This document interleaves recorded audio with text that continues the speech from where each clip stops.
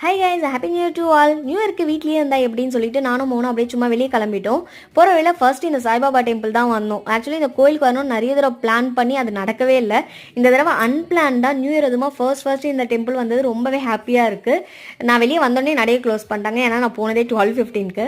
அதுக்கப்புறமா ஒரு குட்டியாக ஒரு ஷாப்பிங் போகலான்னு சொல்லிட்டு பல்லாவரத்தில் இருக்க 70mm தான் போயிருந்தோம். அங்கே கலெக்ஷன்ஸ்லாம் இருந்தது, பட் மோகனுக்கு எதுவும் பெருசாக பிடிக்கல. அதுக்கப்புறமா யூனிக்ன்ற ஷாப் போயிட்டு ஏதோ ஒன்று பர்ச்சேஸ் பண்ணிட்டாங்க.